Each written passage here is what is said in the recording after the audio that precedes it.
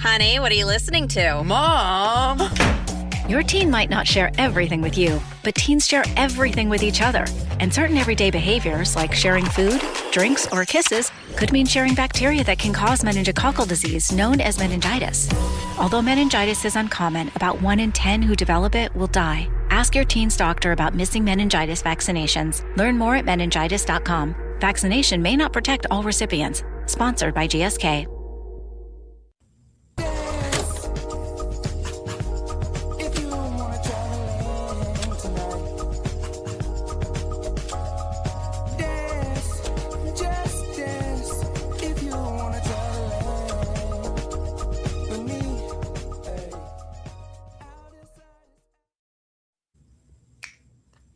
Hey, what's up, fam? And welcome back again to Recap Kickback presents the Rock of Love Kickback here on recapkickback.com. That's right. It's me, your host, Chappell, back again to talk to you about another iteration of the Flavor of Love cinematic universe. We've gone through Flavor of Love 1, Flavor of Love 2, I Love New York, Charm School, and now we're at Rock of Love episode 4. And with me, my co-host who has been enjoying all of these episodes for the very first time, Chantele Francis. Chantele, welcome back.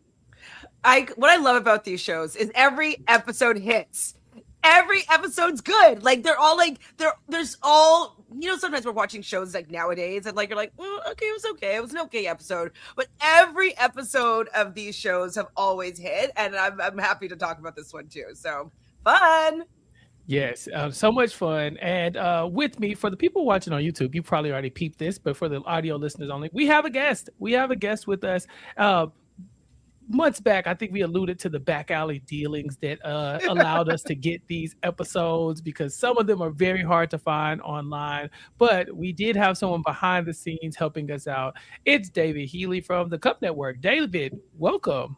Yeah, thank you so much for having me. This is kind of wild because I'm used to listening to you all on Spotify at 3x. And I'm like, you all are talking so slow right now. Listening to me at 3x is actually crazy because I'm already talking on 1.75 normally. Yeah, so, I'm a pretty fast talker myself. I miss a lot of what you all say. I can't keep up. You got some good ears on you, David. David, thank you so much for joining us. Thank you for helping us out with finding these episodes. Chantele being in Canada, she missed a lot of them just in general. And now, of course, you know, the internet has made it very hard to find some of these more colorful and problematic episodes of TV and reality TV history. But David, please introduce yourself to everybody listening. Let everybody know how you got into this series and, you know, how you ended up here with us today. Yeah, my name is David Healy. I have been an RHAP listener since year 1. So I've gotten to see all the faces come in, including both of you. So yeah, I've enjoyed listening to you throughout the years. But as far as my involvement goes with what I call the 51 Minds universe, that's a production company that set up these shows. So I didn't start watching initially. It was my sister who was really into it. And she kept telling me, oh, you got to watch these shows. They're so good. But then finally, I think it was Charm School in 2007. I'm like, let me put on an episode. And it was the episode where Larissa and Laylene were going at it. And Laylene's like, I'm a damn good mother. And Safari was like, oh, you mad, huh? Oh, you mad? Huh? I was hooked from that line. Oh, my God. No, crazy. Okay, I'm glad we got you on this journey as well. The chat is asking if this is live. Yes, we're live every Sunday here doing Sunday school, teaching and educating Chantele and all the listeners who are not familiar with this. But we brought in David, who is an expert in this area as well. He had the episodes for us to be able to, be able to watch. And David also has his own podcast that he talks about reality TV on. David, tell us everybody where they can find you and what you've been working on. Yeah, so I joined the Cup Network. So they have 2 different channels that really are like 2 main channels at least. One is all drag, and I used to be on there all the time, like seven times a week doing different podcasts.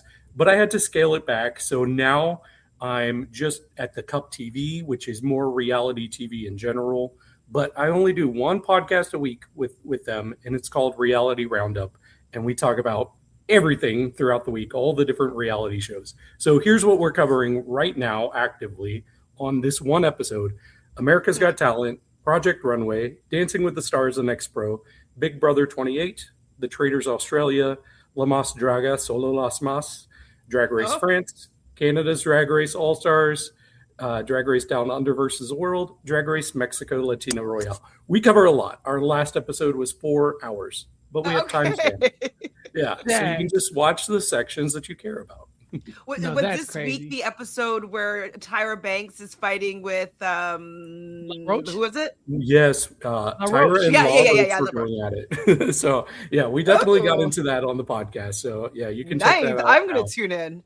I have to tune into that because I saw the clip of Tyra, of Law being like, yeah, and if y'all don't like this dress, I think y'all are all stupid. And I was like, oh, I wonder how Tyra and Heidi felt about that. And so I'll be checking out the Cup TV as well to find out what y'all's thoughts were about that episode. And so, yeah, make sure everybody go and check out David's content because they're covering the reality TV shows that we just don't have time to cover. And I mean, it didn't seem like it matters what country you're in. I mean, all the drag races are covered, David.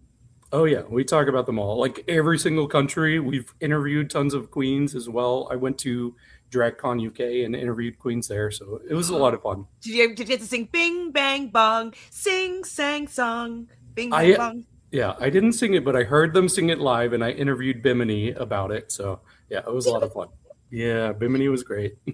Wow. Okay. All right. Okay. Yeah. Listen, we're not worthy here. Okay.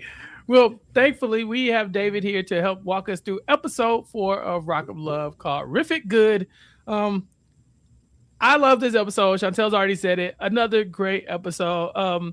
David, when you watched Rock of Love the very first time, what was your feeling about Rock of Love in comparison to, like the Flavor of Loves and I Love New York, kind of like the beginning of where we started in this universe? Yeah, it's definitely a bit of a different vibe. I feel more comfortable laughing at these people for some reason. I'm like, I can laugh at the white trash girls. But no, it's just a really interesting vibe. I think the way I viewed the show at the time was pretty different because I was like, I'm rooting for the nice people. Like I was rooting for the Sams and the Jesses. But like as the years went by, I was like, I'm kind of just rooting for the cartoon characters. There you like go. All the wild people, like the hotties, the Mr. Bostons, the rodeos. So yeah, those are my faves. Yeah, no, that's what I'm talking about. The more you watch the show, there's so much to take from it. I remember the first time I watched it, and I was very much like, dang, this rodeo lady seems so nice. But Chantele, watching rodeo in this episode, I was like, she might have just needed a little, maybe some help. Maybe she just needs to talk to somebody. We lost her today. We lost rodeo. I don't know what. I was saying that she was a front runner yesterday or last week, and now I'm like, she front ran herself right off the show. She still got called first. Spoiler. Right. She got the first call, but man, it ended in tragedy. But it was a very tragic episode for rodeo throughout. Let's kind of talk about the ups and downs of rodeo in this episode. So we start off with the aftermath of the last elimination. I think my girl also fallen soldier here, Brandy C. She had a tough episode too. Her girl Christia is gone, and Chantele, all she wants is to spend time with her boyfriend Brett. I love that she will never stop calling him her boyfriend, no matter what's going on in the episode. Well, I mean, he is her boyfriend. It's all their boyfriends, and so I do like her being like, "He's my man. It's my boyfriend," even though every girl would probably fight her to get to him first. I don't know, like, did she know that Brett was in the bedroom? Because, like, how long was she waiting? Did they allude to how, like, hours? I don't know, but I do know that she has nobody else to talk to. Christia was her like that was her tag team partner. That was her Barbie twin. They put their boobs together, it makes them smarter. They figured that part out. But now that she's gone, she's like, I don't even have any interest in talking about these other ladies. And so while she is mourning the loss of her twin, Christia, Rodeo is mourning as well throughout this episode. David, we're gonna find out a lot about Rodeo and her son. She's missing her child. Yeah, I think this was very genuine place from her. She was missing her son, and I feel like it kind of shifts at some point. We'll get into that later, but in this moment, my heart went out to her, and I think Brett also really felt bad for her, and that's why they had this bonding moment. Mm-hmm. Chantele, the demon Lacey says, "Oh, I'm going to go tell Brett this because he's going to realize that Rodeo does not want to be here and he's going to hold this against her. What did you think about Lacey trying to use this against Rodeo and what Brett's reaction actually was? If I look at it as a competitive reality, action and entertainment, I'm into it. But like, she is a diva. Like, she is so messy. I'd be so pissed if I was in the house with her and playing this game with her. I like that it kind of backfired though, because like she got some sympathy from him and like got a nice like long embrace and hug, and he definitely was looking and understanding where she's coming from because he has kids as well. So I'm happy it kind of backfired in that moment. But Lacey, she messy. I think somebody in our YouTube comment said that Lacey did get the call for House of Villains one of those seasons. Chantele, I saw somebody say that. I don't know where that was, though. Yeah, which is actually crazy. David, what is your take on Lacey as a character this season? Yeah, I mean, I have a love-hate relationship with her because there are times where she's completely obnoxious. The stuff with Dallas was insane. Like you all said, it did feel like micro or macro aggressions coming from her. But she's such a great character. Like, honestly, of all the people from all of these shows, she is the person I would like to see on reality TV in 2026, 2027. So House of Villains, yeah, she's been on my Dreamcast for years. Like, I would love to see it. People aren't talking about her enough. And I do think that maybe that should be something that we could track too, Chantele, one day. Is just like, now that we're building this new roster of reality TV people for you, who could we see going on to play in like these other shows? I mean, we kind of talk about it passively, but we could be like, maybe after we're done with some of these seasons, we'll go back and like maybe Dreamcast some of these people and say, okay, for House of Villains, like for, 20 House years of Villains, later. the Traitors, like, well, who could we still see out there? Not just like crazy picks. Like, I mean, Heidi would be insane on any show, but like, I really couldn't see her on the Traitors seriously. But Lacey on House of Villains, it does make sense. It does work, and that would be a nice, interesting angle that House of Villains like strongly takes a stance towards. Like, we had some people from Bad Girls Club, which is a pretty old show, and so like it's kind of bringing that nostalgia in. And so if they kind of leaned in that direction and maybe like moved away from any like current, or maybe not as many current villains, and have some old school villains resurface 20 years later, I think that could be cool, and I think Lacey could find a home for sure. I Even think Dallas could find a home too. She's kind of a villain too, right? She a little bit, yeah. At very least an anti-hero. I'd say a villain too. I think it's really hard to find a lot of heroes in on this show. Even right now, I couldn't tell you who the hero is. There are people that I'm kind of bored by or like indifferent to, and then there are like the villains that I'm very entertained by. But I don't know about hero. David, to me, it's probably harder to create new villains in reality TV than it was back in the day. Oh, yeah. I think because a lot of things that were problematic were allowed back then on TV. And now it's like, oh, we want everybody to be nice. We don't want anybody to get canceled.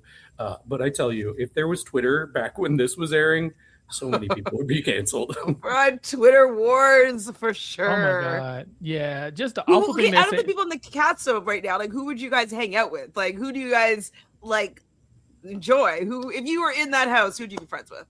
Yeah, David, do you have like a person that I know like Lacey is your Dreamcaster, but I don't know if you would want to spend how much time you want to spend with Lacey. Who would you think would be like a fun hang? Yeah, I think I would gravitate towards big personalities that are real. And right now, I think of Heather. Like, sure, she has her issues, but I think she'd be a lot of fun. Yeah. Dang, I thought I was coming in here with a hot take, Chantele, but I think Heather is such a standout in this season so far. Heather has to win, right? Like, she has winner all over. I've been calling it for a while. I can see her with Brett. Like, she's fun, she's pretty, she's still a little bit mature. Like, he does like the edginess of like her being a dancer, but still having goals and all that. And so I just think that she's like the most fun vibe in there. Like well-rounded, fun girl. Yeah. They kind of highlighted a little bit, but Heather talks about how, she's a stripper, but she doesn't plan on doing it her whole life. She said she was going to give herself 5 years. She said it's about 6 months left. She's been trying to pay off her student loans, so there's a lot to Heather. I think for me, yeah, she's probably, if I had to name who the rooting interest is, I guess it's really hard to not get behind Heather. She's one of the bad girls, she's not one of the boring ones as they call them. I'm a bad girl. Are you a bad boy, right. David? No, you said you're a good girl. Yeah. David's a good boy. I don't even drink, so I'd be like hanging out in the corner with Sam, like, oh yeah, I want to leave too. And Yeah, Chappell would be like, yeah, Yeah. shut Yeah, if they're on the poll, I'm watching. So, okay. This challenge is very interesting. It's called, I don't know, the episode's called Riff It Good because we're going to be actually doing music. Flav never really made the women actually do music. I think for him, he's like, I don't want to hear y'all rap. You know, like that's not really something that he was interested in. He kind of let them do it every now and then. You know, we watched them do the dancing, Chantele, and that kind of stuff, but not really get it to like create a song for me. You know, Crazy would have stepped up to the mic, obviously. I was waiting for it. Things you must say. Yeah. So this is different. He's gonna pair them up in teams of two, and they're going to have to either make a rock, like an upbeat song or a ballad, and I guess dedicate it to Brett and also perform it. And then he's going to choose the best song or best performance, and those people are going to win a date with him. Do any of these teams stand out to you, Chantele, as like the front runner? Well, they didn't win. I thought that with Jess and who's she with? Brandy M. I thought that they were the best. They were the most fun. Like they didn't seem like they didn't sound terrible out of tune. Like they were cute. I thought that they were a fun watch, and so I thought they were the front runner 1,000,000%. I was like, oh my god, they got this. They're winning that date for sure. I was very surprised that it didn't go that way. Yeah, David, who stood out to you? Yeah, I completely agree with you. Like when they said that it was a tie, I was like, okay, yeah, it's going to be Jess and Brandy M because they had so much fun, and it's going to be Sam and Brandy because of the lyrics, not because of Brandy. But yeah, I'm totally with you. They had so much fun. Richard had to stick up his ass though. He did. He's being bored. Is everybody trying to play Simon Cowell?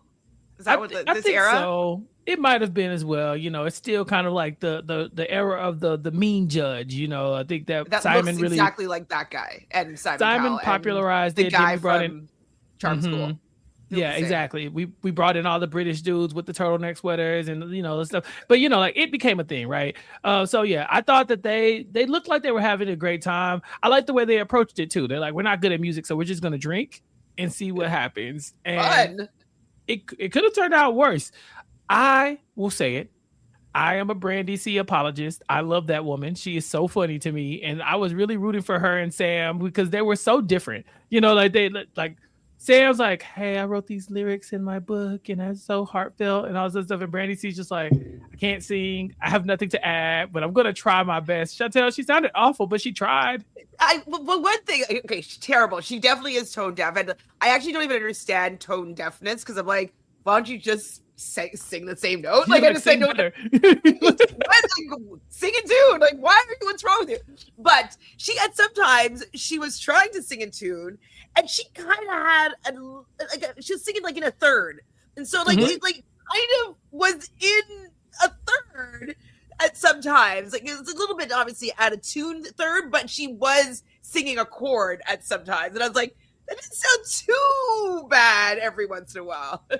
Yeah, David, the harmonies were there sometimes, kind of. Exactly. A little bit. Yeah, that's what I was about to say. I think Brandy C is so tone deaf that it almost goes to the level where she's harmonizing accidentally. So, yeah, and she's like, ooh, and it was kind of in tune. I was like, oh my god. Ma me me mo. That's actually not how it goes. So, well, maybe it's in Canada, it's different, but we always sing me me ma mo moo. It was always like that, not ma me mo moo. I've never taken vocal lessons, so you know, between you and Sam, I was like, "Oh, this is new." But I think Sam's challenge here is not only to make sure that you know the lyrics are good, but also if she knows that Brandy C can only sing these 2-3 notes, it's up to her to fix the harmony, right? Like she needs to change the pitch. You know, Brandy C, you do that, and then I'm going to harmonize on top of it. You know, and I think there were moments where it didn't sound so bad, and so awful. It was like she talked it sometimes. She was doing a little talking, singing, which is better. You can get away with a lot with talk singing. Exactly. So I was happy with them the way they were interacting together. The other standout, I guess, to Brett was Heather and Magdalena. I just don't even know what to make of Magdalena, David. She's a character. She is. I think what's funny is she started in episode 1 talking about how somebody was, I don't remember who, but she was like, oh yeah, they're so manly. They're so manly. And then that's become her own story is that everybody's like, oh, this is a drag queen. And let me tell you, this era of reality TV, so transphobic.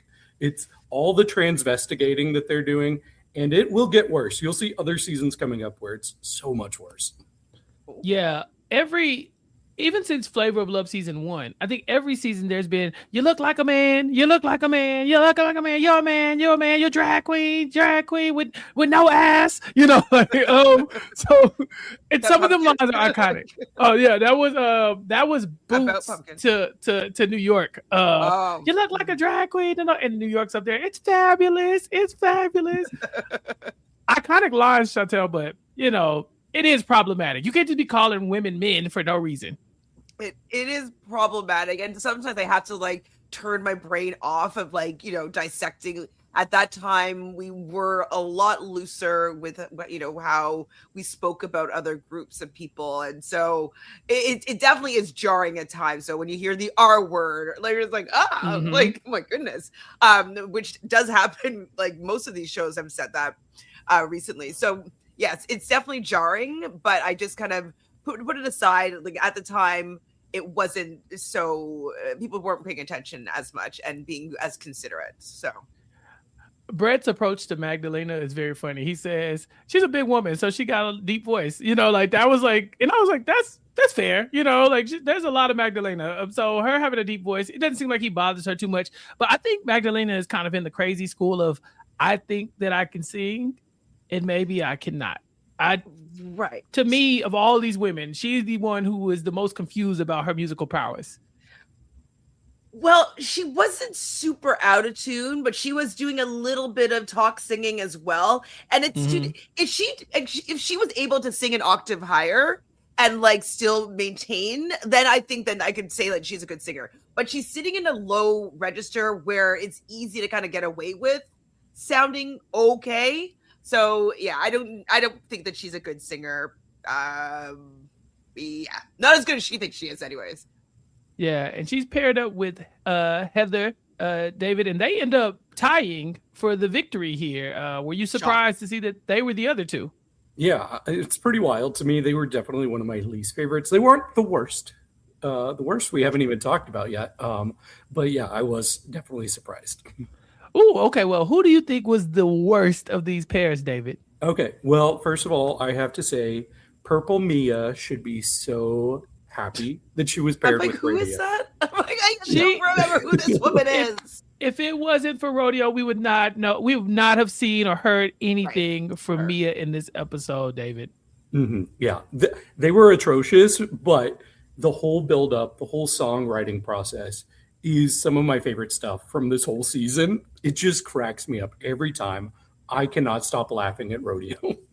When she got so excited, but like, oh my God, this line is amazing. She's like dancing and singing. I'm like, yeah, like she wrote Bohemian Rhapsody right now or something. She could see the Grammy. It was coming. She just knew she had it in the bag. I just love Rodeo so much. First of all, add a wedding singer to her list of jobs because she just casually dropped that here. And then she starts talking about the damn children. Rodeo, you're writing a song to Bret Michaels. I get it. You missed your kid. But you are talking, this is like a love song. And then halfway through, she's like, and then the children. And poor me is like, why are we including the children? Rodeo will go on to say, yeah, we agreed. We agreed to include the children because the children they're like your rock. They're your future. They're rock legacy and how you pass it down through the kid. I was like, Rodeo, girl, Chantele, she made this up. Nobody wanted to hear this. Nobody wanted to hear it. And as much as she loves her child, and I'm sure that Bret loves his children as well, is not sexy. No. Talking about your kids is not sexy. It just isn't. I'm sorry. Yeah. We found his first ick. Yeah, does not turn him on. Okay, yeah, we had to do the counter scale as well, right? Yeah, this wasn't it. This was not it. Yeah, like if we were watching Rodeo's like sexy stock rise, it was going down. It was plummeting. because also she does not stop crying at any point in this episode, David. I'm talking about every rodeo confessional after this moment. It's just her in tears, no matter what. Yeah, and crazy sound effects too. I have a theory though. My theory. So in the beginning of the episode, we saw her have that bonding moment with Brett, and I think that was genuine. But I think there was a strategic part that popped up in her brain, and she's like, "Wow, that got me closer to Brett. Let me bring up the kids. That's gonna just keep bringing us closer. That's something we have in common that nobody else has in common. So he's gonna really like me after I do this." I can see that. You're not wrong. Fair points. When she loses this challenge, one of the things she's screaming while she's crying is, "I just don't want people to think I used my kids. I tried to use my kids for this." I didn't think that. Nobody accused you of. Yeah. Why would that be something you thought that somebody would think? Because that's what she did. That's what she did. She was using her kids. Do you even have kids, Rodeo? Rodeo, yeah. Like, show us the picture of your son. No, so yeah, not the greatest showing for Rodeo. The only pair we haven't talked about is Lacey and Aaron. So I think Heather called her circus hooters in this episode. They got to get off of Aaron's breast. They got to. David, all she had to do was hit the tambourine. Is good though. Circus hooters is so good. I think you might want to get some shirts made of circus hooters. Like I think so good. It's good. It's good. Yeah, I can't wait for you to get to Circus Hooters of Love. It's a great season. The Aaron spinoff is coming. Circus Hooters? No, it's the Aaron spinoff. We got to find her love, but in a circus for her breast. She had nothing to do but play the tambourine, David, and she couldn't even do that. Oh my goodness. Yeah, for me, I actually think the editors were being a little bit shady. She couldn't have been that bad, right? They were making it sound worse, right? I don't know. Like did they pull the sound? They must have pulled the sound off of like her mic, right? Like I don't think that it's very hard to be offbeat. It's like, you know what I mean? So like it has to be real. I might be you're with like two people that can dance. So David, can you dance if I calling you out like unintentionally? No, I can't dance, but I can keep beat. That wasn't bad. Yeah, she's like, I can keep the beat. Yeah. You can play the tambourine. I'm not yes, insulting I have right? played the tambourine. Yes, I've done that. And could you play it offbeat if you wanted to? I think it would be difficult, to be honest. Right, it's like you end up going on like a syncopated beat. Like it's very hard to be offbeat. So I think that it has to be real. Look at Chantele with all her talents. Like, I can't sing out of tune. I can't be offbeat. I can only dance well. Chantele, who I am. I'm sorry. She's the rodeo of the podcast. This entire episode. She's the rodeo of the podcast. She does it all. She's like, kept wedding at least singer, they do it dancer. well, though, right? Yeah. At least. So Lacey is trying to dumb this down, and this is why I think that maybe the editors aren't that bad, because Lacey's like, I have to like dumb down the tambourine for her. You know, it's one thing for Sam to have to try to teach Brandy see how to harmonize. That's tough, but Lacey's like, please, Lord, for the life of me, just 1, 2, 3, 4. Like, it's just a tambourine. Lacey was very disappointed, Chantele, that she did not win this challenge. She's shocked. I mean, because she is the professional musician, as Jesse Kelly says over here. Just found out this episode. Who knew? Wait, so what instruments does Lacey play? So the drums, we know that. Yeah, and at least I think she's touched the guitar at least once since the first episode. So I can imagine that too. But she's never going to stop talking about it, Chantele. That's all we ever hear, is that she is a professional musician. Did she ever release a CD? David, do you have any insight into some of these Rock of Love stars or in their professional careers? Yeah, I'm not sure if she has a music career. I know she's got a successful podcast that she does about all of these shows. So maybe you all can have her as a guest sometime. Yeah, I would love to talk to her, because I'm looking at. I saw her bio pop up a second ago because I was doing a quick Google, and I swear it said Reverend. And I'm not going to ask any questions about how that happened. I'm just going to ignore that and hope for the best. That maybe it'll come around and we'll get more information about that as we go. Hold on. hold on, is this a spinoff? Reverend of Love, or like Reverend, like, or like people come together to make a band, like, but it's gonna be like a church choir band. Like, I don't know. There's something here. I thought you didn't know spoilers. Yeah, I know, right? Chantele, have you been? I told you about reading them comments. So Chantele, I just went to her Instagram page. Okay. And she made a birthday post, 8 weeks ago. And I want you to take one guess of who the first happy birthday Lacey comment I see on the birthday post is. Matt Scott? You could guess Matt Scott. It's Matt Scott. Matt Scott, get out of this woman's comments. Get out of her comments. Damn it. It's Matt Scott. Wow. Matt Scott. Yeah, it's Matt Scott. Oh my God. We're here, man. Yeah. Brittany says Making the choir so good. Brittany says in the chat, on her podcast, she talked about touring. So yeah, there's we probably have it. We probably have a little Lacey music. We might have to create a playlist once this is all said and done too, Chantele. Between Crazy and Lacey and Flav, we've got so much music to dive into. Ooh. Just skipping over Brett. Yeah. Well, the thing is with Brett is that his music was done by then. Now, did Brett release new music after Rock of Love? I mean, he has the theme song that he released, so That's true. there's that at least. Here's my backstage. He's from Poison, pass right? and my That's limousine. Yes, he is. So every rose has its thorn. This is his whole That's the only one thing. I He'll reference kind that a few times. Maybe I Yeah, know but more, I just Nothing can't but a think of it. It's good probably a lot of time. karaoke songs. Pardon? right. Oh Nothing yeah, but a good time. They play that all the time on the show. lots of karaoke songs for sure, like ones that you can just kind of rock out to. But yeah, I think when we get these people popping up, these new artists, I think we gotta compile a list. I definitely still haven't heard that Crazy song yet, so I'm on the lookout though. Matt Scott, Well, I and know we you're also gonna need to do hear a this. list of the spin-off shows, right? Because we've come up with quite a few good Oh, ones. yeah, right? yeah. What's your favorite spin-off show? Whose spin-off show Well, were you right most now excited it's to a see? Reverend finds a Reverend choir Lacey? making the choir. Like, I'm into seeing Lexi like leading a sermon or something. Oh my God, I don't know how that happens, but look, Like, I hope gospel, like what she's like. I can't do it. Sorry, can't do it. So yes, we get through this challenge, and like I said, there are some mixed reviews on most of the people, but for some reason, Brandy C and Sam come out on top, along with Heather and Magdalena for no real reason. We really just don't know. I think the bar was just in hell. Honestly, it was low, and so they just kind of had to go with the personality hires here, Chantele. Or maybe who Brett wanted to hang out with, or find a reason to see if like she liked them still, because he hasn't really had that much time with Brandy.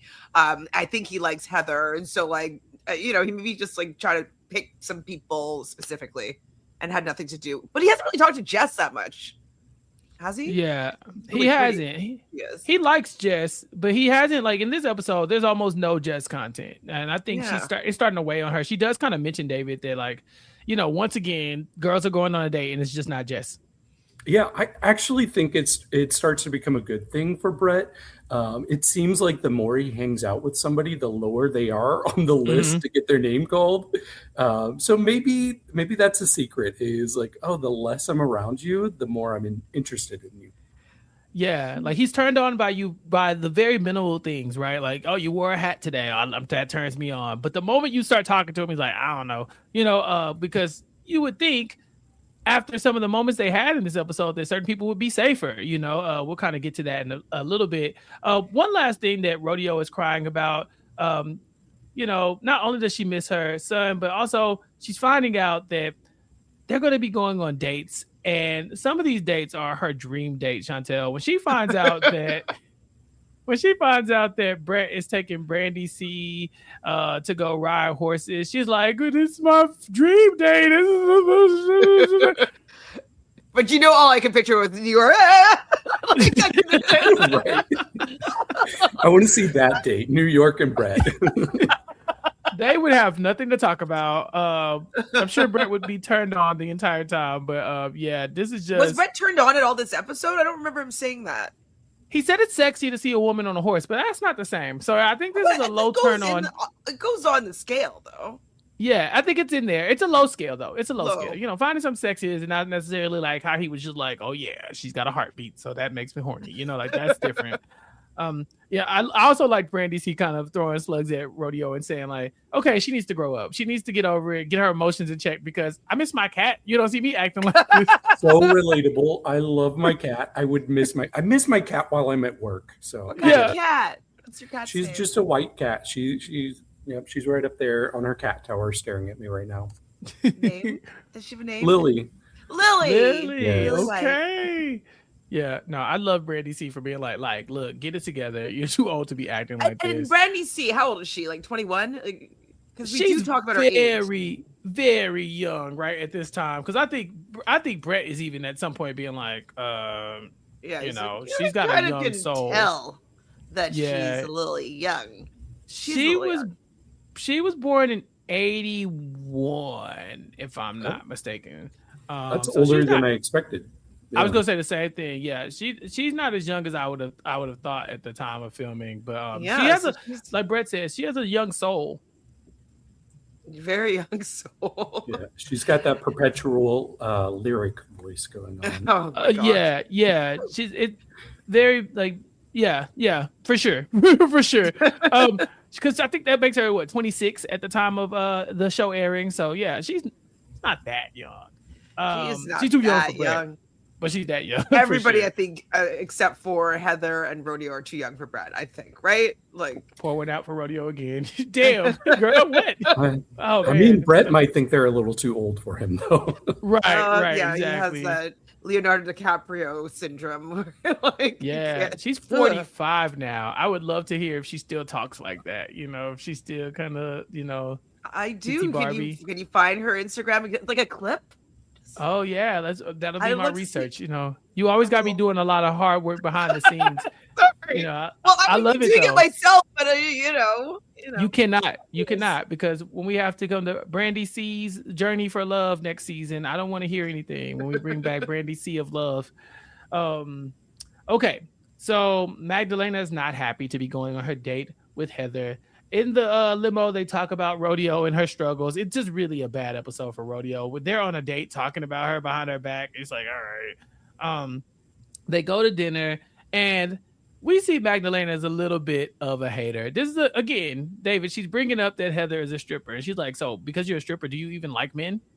That's wild. What a wild question. Like, what is she supposed to be like? Yeah, that's exactly what it means. It means I hate myself and I hate them too. Yeah, I was like, come on, Magdalena, chill. Like, that was so, like, that would, she hadn't been bite. I was impressed because, like, I would probably have clapped back for sure because she was definitely trying to make Heather look like in a bad light and, like, kind of, you know, knocking her down on her profession and just, like, I don't know. It was definitely, they're not friends. You can tell that they're not friends. She was not trying to hype her up whatsoever.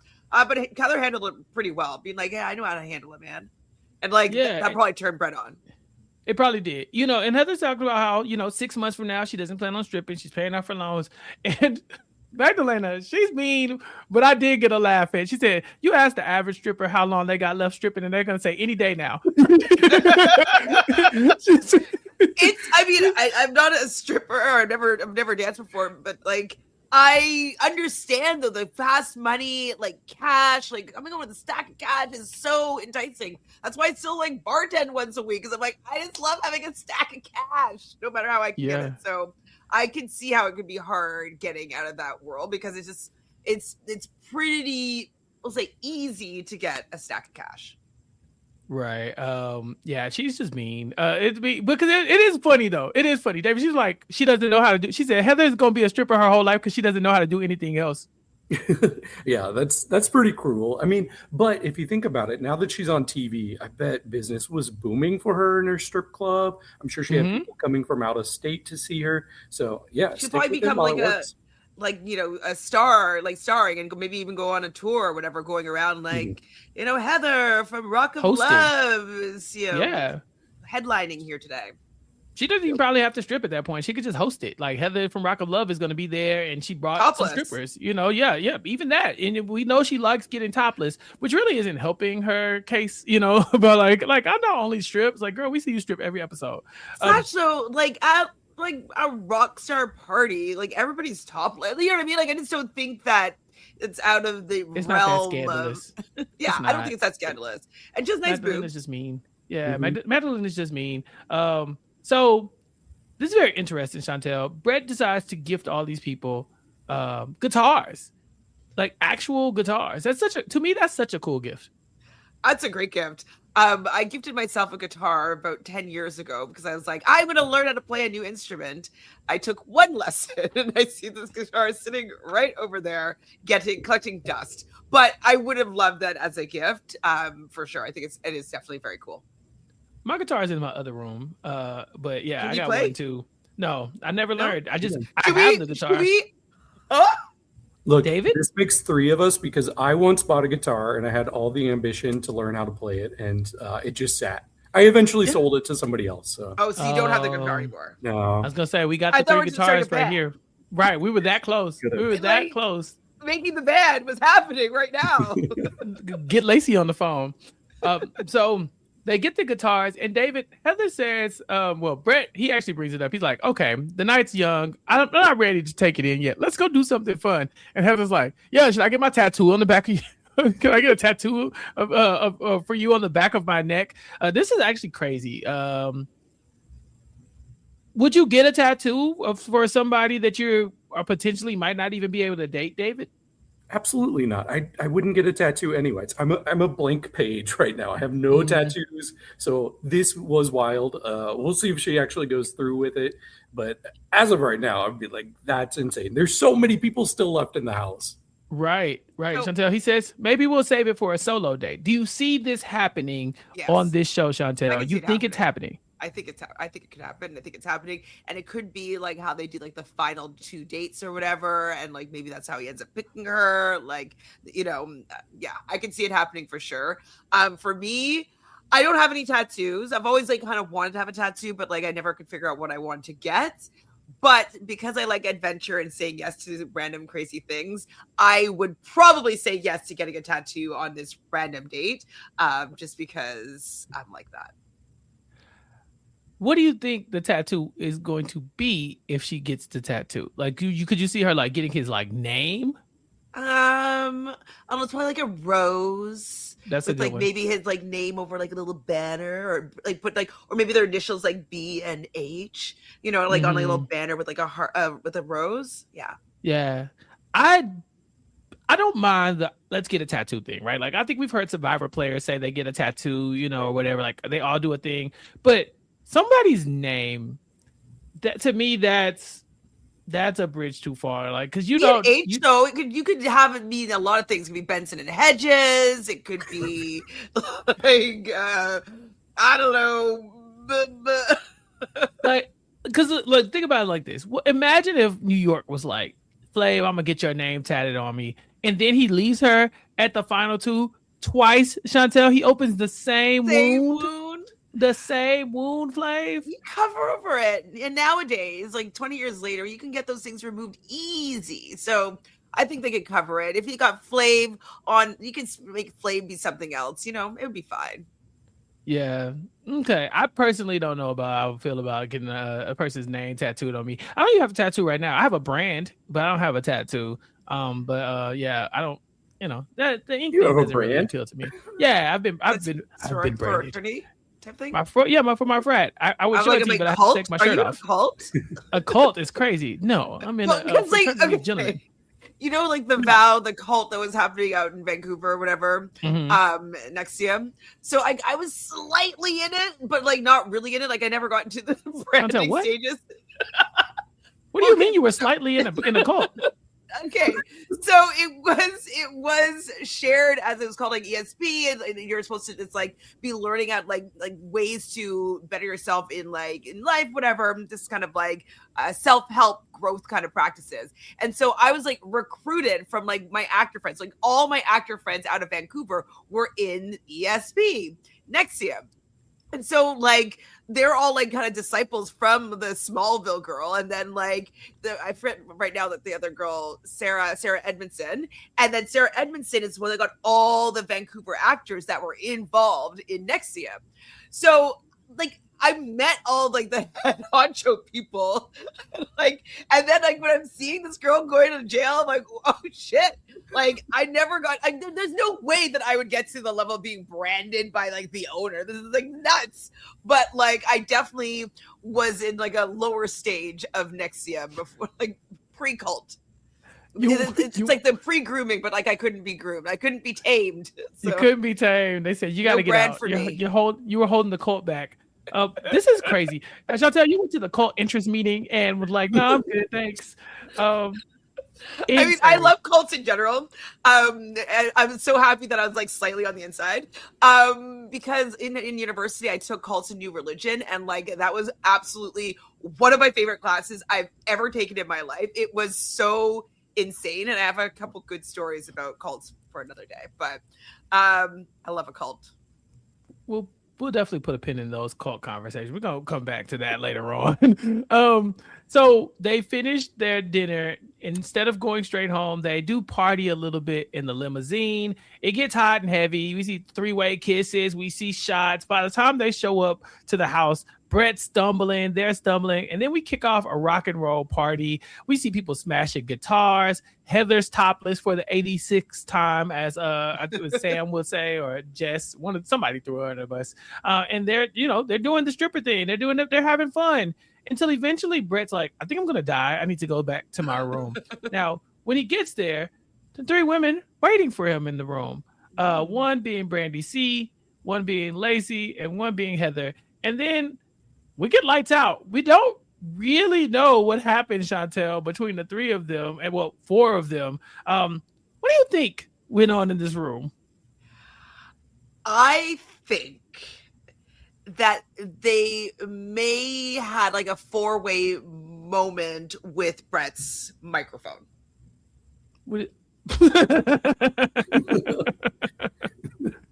Took turns doing karaoke. Took rocking the mic. Okay. What was it?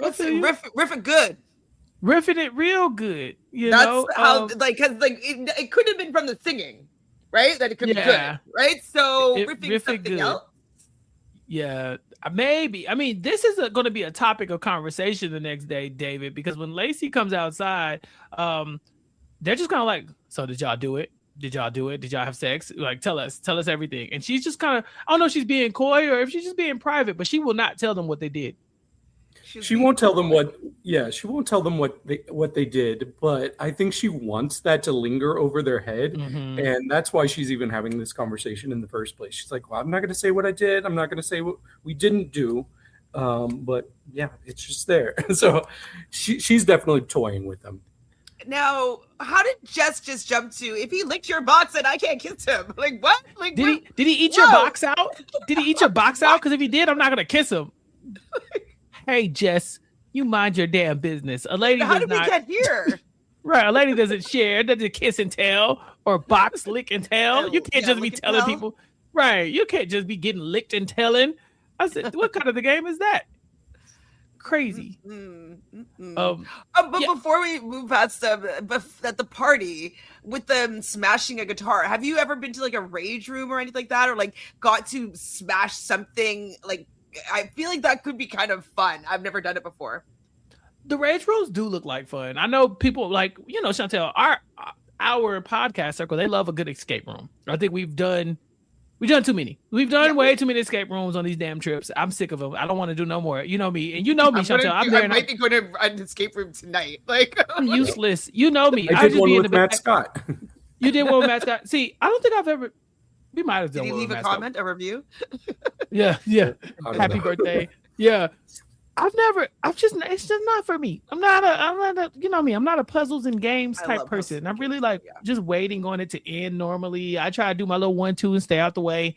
I try to help. Look, guys, I found something, but I don't need it. But if y'all told me we were going to a rage room, Chantele, sign me up. I'm not full of rage, but I do like to break stuff. Right. Well, you never really get the opportunity to smash something. Like, what? And so there's a rage room that opened down the street from my best friend. And she's like, I've never done this before. Do you want to do it? So we may, in the next little while, go to a rage room and I'll report back. Yeah. Let's see if they have a guitar in there. Yeah, Honey The Kid rock pointed and out in the roll. chat that they had a Office Space moment, and yeah, that's what I want to do. Give me like the printer or the fax machine that does always jamming, and just let me have at it because I got Also, some or bits like of resentment. you get a fantasy. So like maybe like you start planning, like being like, okay, this is the rage room that I want to be in. And so like you hate your office job, like everything in there will have things to do with like the office, or you know, you hate something else, and that could work too. Are we this is I a new like it. business opportunity? I think we might have to talk about it. We might have to talk about the rage room. I think that might be a thing. I'll be the first customer as well because I need to break something. I just want to try it. I think that's a good Right? idea. I think Now, once I David threw a phone and it hit the wall, and I was like, ooh. But I didn't do it again because then the phone kind broke. of But chill up your spine. David, I thought one of the rules of this season was don't touch the guitars. Yeah. At first I was like, wait, is that one of Heather or Magdalena's guitar? That would have been really sad for them. But yeah, it seems like that rule went out the window. I think a lot of rules went out the window that night. They won't stop touching the guitars. Every time I look up, these women have guitars in their hands. I think we even saw that with in this episode. I mean, I think you see 3 guitars at least, and one gets smashed. So yeah, these rules are meant to be broken here, as well as the guitars. So Sam is saying that she's disgusted by Brett spending the night with these women, and she can't establish trust with someone who is cheating on her as they are starting their relationship. Chantele, does Sam have a point? wait, sorry, was Sam avoiding what? Say that again.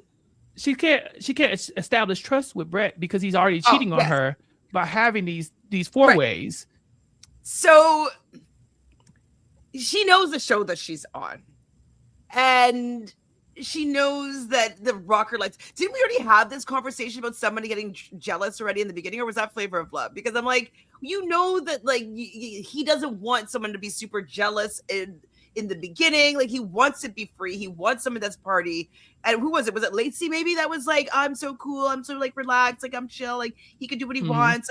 Like I know the rock and roll lifestyle, whatever. So I think Sam like now kind of getting jealous, but like not wanting to participate in the show. I think it might just get her kicked off eventually. So on Rodeo's dream date, Sam and Brandy C are out doing a horseback riding with Brett. And there's a moment where Sam is like, okay, I really need to talk to him. And so she grabs him, and Brandy C will say, Sam takes my boyfriend away from me to go talk about issues that they already have, even though they aren't together. David, I felt like that perfectly encapsulated what was happening. Like, how are you having a marital spat and y'all not even, you barely know this man? Yeah, it's a lot. It's a lot to deal with. Though I can kind of see her perspective because, like, I think she's actually there for a relationship. I think a lot of other people are there for clout and fame. So I think her actually being concerned about these things, like for their future, shows that she's actually thinking about a future. And I think Brett kind of saw that too. So it might have worked out in her favor. For this episode. I don't know. I don't think he's into her like fully, but. Well, we already outlined, there are a couple people eliminated from this episode, and it's not Sam. So maybe she is, kind of the seriousness though she's taking, in this dating. Maybe that is something that Brett is really appreciating. Do we know what he actually is looking for? Has he stated this clearly? He wants a woman who's down with his rock and roll lifestyle. He said that for sure, but to what extent, right? Like with Flav was kind of telling them women straight up, there will be other women around, and you're just going to have to be able to deal with that. Brett hasn't really expressed that, but when you say rock and roll lifestyle, Chantele, that's kind of what I think he's alluding to. Right. Be like, don't be jealous. Like, phone sex to keep me in the mood, and don't complain. Now, David, how much of a rock and roll lifestyle is Bret Michaels living in 2007? Like, it's not exactly, in his Poison days. Yeah, it's not in his Poison days. I mean, those ended in the early 90s, but it's kind of crazy because he's not as old as you would think he is. Like, I think he's like late 40s, and I'm early 40s right now. So it's like, what I used to think was an old man now doesn't feel that old to me. So no, it's like I went to high school with Brett. Like now. Yeah, it's just interesting to me because he does talk about it like, yeah, I'm gonna be on tour and I'm gonna be on the bus. But I was like, I didn't even know if Brett was still living that life in '07. I mean, obviously he still wanted to at the very least. He started to think about it. Yeah, he's like, I'm open to it if possible. And so maybe there is something there. I just thought it was very interesting that that's what he's looking for. Same thing with Flav too. Like Flav, what are you even doing really right now? To where you would need like, oh yeah, I need a woman who's okay with the lifestyle I live. Sir, go home. You got 8 kids, Go be a family man, Go to bed. Yeah, go to bed. What are you doing? So has there been any sort of either like a book biography or like True Hollywood story on Bret Michaels? Because like I'm actually curious as to how he got to his fame. One of the best books that I've ever read in my entire life, I read it pretty much in one sitting, was Red Hot Chili Peppers. I'm now forgetting the name of it, but like it was Scar Tissue. It was the best book. It was so cool reading and seeing like his whole journey, like coming through it, like who is meeting the stars, like it was awesome. And so I was just curious if there's something like that for Bret, because obviously I know he was in Poison, but I don't really know that much about him. I'd be curious. So biography : Bret Michaels is a 1 hour and a half documentary from A&E that is currently on YouTube. If you wanted to go and check that out, I wouldn't check it out in case they're going to spoil this show. So let me screen it first. But giving you more work to do. You don't know. He could be married to the winner of this season. I can't like in the first. True. You know what I'm saying? And like it opens up. We have adopted Rodeo's child. It opens up and Magdalena's like, yeah. So Brett and I met on Rock of Love. You don't know. Like, he has Heather's name tattooed on his forehead. Right. You don't know. So anyway, it's elimination night. And we have to start cutting people. And he's going to take a little bit of a different approach this time around. Now, Brandy C is, Brandy M, is concerned because the bimbos are trying to get in Brett's pants. And now she doesn't really know what he wants. Rodeo is saying with tears in her eyes, I just want Brett to look at me like the mother figure he needs in his child's life. Like, Rodeo, please. Hey, rock and roll, girl. She's milking that angle. She's like, when did you become like, I came here to be a mom? Like, lady, you were so cool and fun. What happened? She got the embrace. It's the embrace, right? Like, yeah. You called it. She got that embrace. And she's leaning in. She's like, oh my God, this is my in. He appreciates the fact that I'm a mother. Yeah, you're right, David. Nailed it. Yeah, definitely. And she is mother, but she's not the mother he's looking for. So Brett starts with Rodeo. Rodeo gets the first pass, or at least it looks like maybe she might, but no, he is going to eliminate Rodeo here. He says, I want you to go home and see your little boy. He gives her the hat off his head, basically, and he sends her on. And he even walks her to the door and leads her out of the building. Chantele, what did you think about this exit for Rodeo? I had a feeling it was coming because she was crying a lot. She was becoming a little bit unhinged.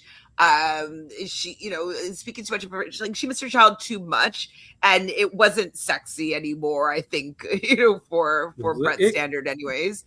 And I think he wanted to give her a classy exit because he does like her. He does appreciate the fact that she's a mom and she loves her child.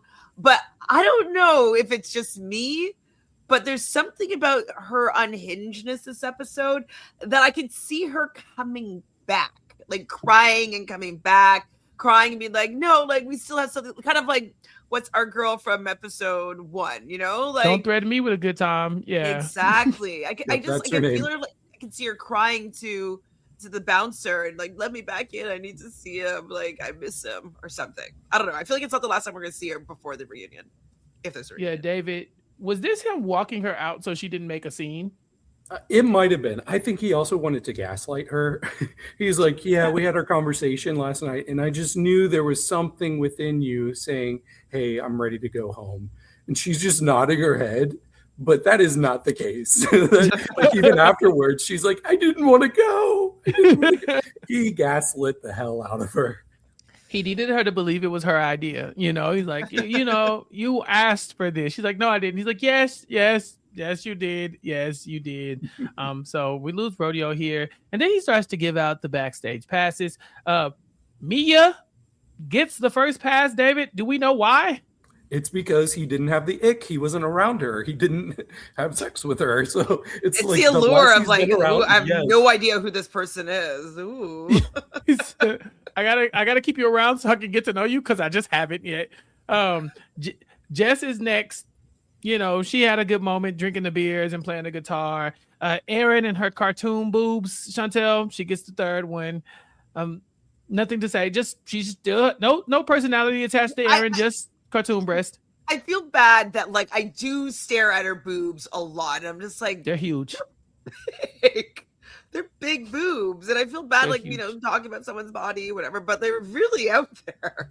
They're huge. It's not even like derogatory or complimentary. It's just an observation. Like they're huge. Yeah. That's all. Erin goes, then Brandy M, who I do like Brandy M. She seems so fun. Every time they cut to her, she's like, you can tell she's there for Brett, but she's also not boring, kind of like in the same vein as like Sam, She also looks like somebody that might I've seen before, or she looks like somebody that's married, maybe a celebrity or something like that. She has like a face that I recognize. I don't know if it's just from this or if we see her again in the future, but just putting it out there. Yeah, she's another one that would be a really good hang, I think. Oh yeah. Brandy M's fun. You can tell she's a good time. She's a good time for sure. Magdalena next up, and then Sam finally gets hers, and she spent a lot of time with Brett, so obviously she's at the bottom of the pyramid here. Now Brett says he really thinks she's looking for love, and he can get into that. So the final three here: Heather, Lacey, and Brandy C. Chantele, everybody from the foursome is in the bottom three. Ain't riffing it good, I guess. I don't know. They're riffing it okay. We got riffing it semi. Not semi. Oh, Jesus Christ, Chantele. Heather doesn't understand why she's in the bottom with these other two girls. I don't either. That's crazy. I don't either. David, why is Heather so low on the rungs here? Is it because she won't stay out of Brett's bed? I think it's more of a like storyline that they're trying to feed us, but there's also that like diminishing returns angle that men have a lot of the time. Like, oh yeah, I've already tasted this fruit. Let me taste something brand new. So I think maybe that's why those three were in the bottom. Well, also though, if they want to bury the lead here, if like Heather actually is the front runner, like I think she is, like making it seem as though like, oh my God, she was almost voted out. Like maybe it's just to kind of, distract us and make us think that like she's not really the front runner, even though I think she is. She says she's classy, she's fun, and a good-hearted person. And so even though people keep talking about her being a stripper, she's good. And she does end up getting this pass. I think it comes down to Brandy C and Lacey at this point. And pour one out for my girl Brandy C. He says, I think that it would only be like a sexual relationship between the two of us, and he's looking for something more serious. So there you go, Chantele. He is looking for something serious. Okay, so more serious, but can understand the party rock star lifestyle. Okay. Yeah, and I think the rock star lifestyle is just kind of catching up to him as well. So Brandy he C needs to stay at home, not complain, phone sex whenever he wants it, but make it really sexy, and don't get jealous of who he's on tour with. That's what we know so far about what he's looking for. You gotta like rock and roll. Like you gotta be into the same. Y'all have to have that shared interest at the very least. Yeah. So we're building a woman here for Bret Michaels and looking for the one that's gonna meet up, to his standards. Brandy C is upset. She's confused. She's like, why would he keep Mia and Jess and Erin? They're so boring. I mean, she didn't say they're so boring, but I filled in the blanks, David. I just feel like, I don't know. Brandy C was robbed. Bring her back. Right. No, and honestly, that's why I wanted to come chat. It wasn't that this is my favorite episode. It's just I felt like this was kind of the red wedding of Rock of Love so far. Because up until now, Brett hasn't even hit. Like, he's basically said it on the show, oh, I'm cutting the boring people that aren't good TV. And then finally, he cuts Rodeo and Brandy C. What are you talking about? You cut two of the biggest characters of the season? Crazy. Is it going to fit now? Or is Lacey just going to carry? I mean, we'll have to find out, Chantele, but we can't tell you. I know. And I think the Brett, like I said, I think the rockstar lifestyle is catching up to Brett, because instead of doing their champagne toast or anything like that, he's passing out bottles of water. Chantele, Brett said, no, we're not doing that again. I think he's still hungover from the night before. But it's bad luck to cheers with water. Uh-oh. I don't know. Maybe he doesn't find love. Maybe not. Or maybe he's gonna have 2 seasons and bring somebody back to open the same wound, Chantele. Could you imagine? Same wound. The same wound. Who's your candidate for losing in the final 2 twice, Chantele? Oh. Well, maybe that's the Heather position? No. Chantele! Damn! I'm just trying to think though, but like not Heather. Heather is New York now. Well, like that would be like a Brandy rule. You know what I mean? Like I don't know who is in that position right now. Maybe there's nobody for that. I mean, New York is a very unique situation in reality TV history. Who's the runner-up? Maybe that would be Heather. Maybe it's Lacey and Magdalena, and like maybe Lacey is a demon twice around, right? Like she's a demon this time, so he cuts her at the final 2, and he brings her back to like weed out the girls. Kind of like what do they reheat the nachos, Chantele? Do we just make Lacey of love? Always, yeah. I mean, she has a podcast that she's talking about these things. Like, it can't she was just contacted be for House of one Villains season, right? So she has to come back in some capacity. I wouldn't be surprised if they love breakout villains or breakout stars in this kind of way. I could see this being an upward trajectory to her because she's very, very polarizing. And so I could see some reheated nachos with Lacey's Lock and Love, or I don't know. Lots of Lacey love. Lacey and love. Chantele, the final words we get from Lacey in this episode are, now that Brandy C is gone, her and Heather, they're going to stop focusing on the partying and start focusing on making sure that the girls that are not right for Brett are out of the house. So I don't know if that was supposed to be the takeaway here, David. Yeah, it's kind of odd when you have somebody that decides, oh, I'm going to link up with this other person. So she's basically paired herself with Heather. She's okay with them going to the end together, as long as they're taking out other girls. I want to see her be a little more self-centered, a little more cutthroat. I want to see her go for Heather too. Right, Chantele, I think going to the end with Heather is a bad idea. It's a bad idea, but it might have. It's her only friend, kind of, right? Like those are the only 2 bad girls left, or fun girls. Oh my god, did we lose all the? Did we lose all the bad girls that quick? Damn, the A team just crumbled in front of us. Right? Am I mistaken? Think Lacey and Heather are the last 2. So they're probably gonna be the last 2 standing. Yeah, okay. I'm putting my flag in this one right now. Heather is winning the show. I think that Lacey will come in second, and if it doesn't work out with Heather, she is coming back around for round 2, and then she's gonna open that same room because I don't know if it's Heather that's gonna win again or whatnot, but it won't be Lacey, and then she's gonna get Lacey Locks in Love for this 3rd season of this little iteration. And check out Brandy C on Charm School season. I know I need to see a new Charm School though. Obviously, who would host it? Would it still be Monique?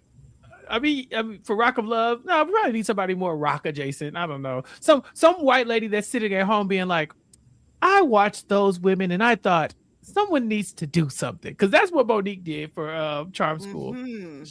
So I don't know. I'm gonna think of some. I'll have like an idea of who should host Charm School, but like the Rock and Love version. And so if we're reheating all the nachos, I think our first boot is probably, we have to like bring back somebody who barely got any screen time or something like that to be the winner of, to come back from like first boot to. So maybe Tiffany. Yeah, maybe Tiffany, don't threaten me with a good time, because she was almost the first boot, but she came back in the house to reheat those nachos. That's like actually the perfect person to be like get that streak out of her hair, like no more drinking, like whatever it is. But like I can totally see that arc, 100%. It's like That name, David, Tiffany, it's so ugly. Sister, what is your name? Yeah, what do you do about the nicknames? Like, not many people, like, Jess, you're no longer Clavicle Jess. Like, Aaron, they called you Circus Boobs. What is your real name, sister? This was so much fun. David, thank you so much for joining us. yeah, thanks for having me. It's been a blast. No, this was crazy good. Tell everybody where they can find you. Do you have any last words for the listeners or for Chantele before we embark on the rest of our Rock of Love journey? Yeah, I'm just, all I have to say as far as the Rock of Love journey goes, it's going to get wild. Just wait till you get later in the season. There's going to be some drama coming, and it's going to be a lot of fun. And I can't wait for you to see what other shows are coming down the line, because there's a lot of good ones. Yes. Yes, but you can follow me. I have my Letterboxd in my Instagram right here. If you like movies, I'm on Letterboxd. But also go check out The Cup or The Cup TV. There's 2 different channels. That's the logo right there. Ooh. Yeah, we have our own cups. Merch.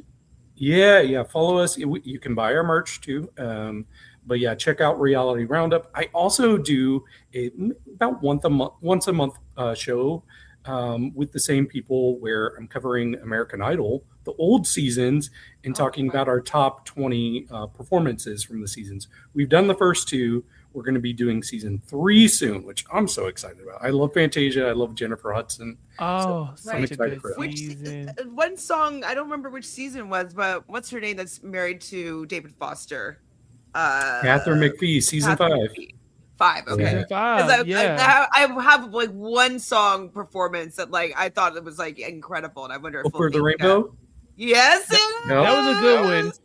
Yeah, it was that so Over the Rainbow good. was good. Her finale was really strong. That what she do, Black Horse and the Cherry Tree or something like that. She got the little box out. You know, don't get me started on American Idol. I will be checking out your podcast for sure, David, because them old seasons is really what kind of molded us into these reality fans. Yeah, I was in it. Yeah. Hey, if you ever want us to come over and chat about one of those old seasons or episodes of American Idol, I'm in. Yeah, and you all are welcome to come for a segment of our 4-hour podcast. I want to talk about The Amazing Race Canada, and that's it. Chantele might have more shows to talk about than me. She might stay a little bit longer than I do, because I know she's been Chantele. I mean, you can talk about it a little bit, but you cover the traders. You cover, you talked about the challenge. You covered it with me, so what do you mean? Yeah, well, I mean, are you covering the international traders as well? The right now, no, it's too much. Like right now, the summer, I was dealing with Love Island, so like Love Island really takes a lot of like time, and like I'm working a full-time job. Pardon? We covered that too. Yeah. Ooh, what about UK though? Love Island UK? We covered that, but I did not watch it. I watched the first couple of episodes, and then I let Lana talk about that. Oh, I thought it was a great season, and like the after stuff is pretty good right now. Yeah, Chantele, what else you working on? What am I working on? Who am I? What am I up to? You're doing the challenge. challenge. Oh, the challenge started. Yes, the challenge. Season 42. 2 episodes have dropped. I did go live to talk about those 2 episodes. I will be live now since it's like on Paramount Plus. It drops at 3 a.m. sometime on a Wednesday, maybe a Thursday, but likely on a Wednesday. I'll go live and talk about the most recent episode. So I'm actually enjoying the first 2 episodes so far. So that's fun. Obviously, if the trader's coming back anytime soon, I'll cover that. And I feel like a new show started or is going to start that I might want to cover, but I can't think of it off the top of my head. I will be doing the update sometime soon. So yeah, I'll be on RHAP talking about Big Brother as well. I wish I was talking about it today, because like yesterday's happenings were happening. Yeah. But yeah. Can't wait to hear you get shouted out on Unlocked, Chantele. How dare like a celebrity over here. How dare he not mention me? No, I'm just kidding. I know you're on the slop again. And unlocked. Yeah, but look, majority of the podcasts I'm doing is right here on recapkickback.com. So make sure you subscribe to the podcast, youtube.com/@recapkickback. We have surpassed 3,000 subscribers. We did it. Oh my God, you did. That was quick. Yeah, I think maybe the unlocked shout out from Derek Levasseur helped a little bit. I don't know, but Over But the like, that weekend, was like 300 in like a day. That's great. No, it was like 25. we have been I working feel our like way the up. last time I looked, which is in the last couple of days, you were at 27 or 2.7K.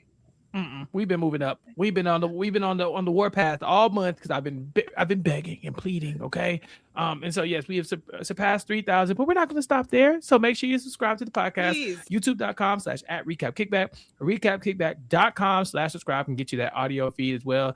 David, I might take you up on that offer for that American Idol content for sure. Because now I'm sitting here thinking like that. You Make Me Feel Like a Natural Woman by Kelly Clarkson when she was sick that time. That's one of them ones. But yeah, we could talk about all of that and more and all kinds of different stuff here on this podcast, but also and I'll be at RapCon. Sorry, I just want to throw that in there before I forgot. I was like, and Chantel's going to be at RHAP conference. Yes. I'm going to Milwaukee for the first time. Find your rage room. I'll be Live here. mods. I'll be here with you all listening to, and podcasting about Recap Kickback things. And so make sure you subscribe to the podcast. Check us all out. Check out David. Follow him on Letterboxd. Make sure you check out the Cup Network. Make sure you follow at Realnesss with 3 S's to keep up with Chantele. And of course, follow at Recap Kickback on all social media platforms. But that's it for David, for Chantele, and for myself. You ain't got to go home, but you got to come back next week to catch us here to talk about episode 5 of Rock of Love. Peace. I've been trapped behind Swan Maria, isolated like it's North Korea. Smaller city with some bigger dreams. The wall is cracked, I'm looking in between it. The world is yours, but man, I gotta see it. They say it's hard, but man, I gotta see it. The air I'm breathing can't feel my chest. Wait on life, I wanna hold my breath. I'ma get in my goddamn self.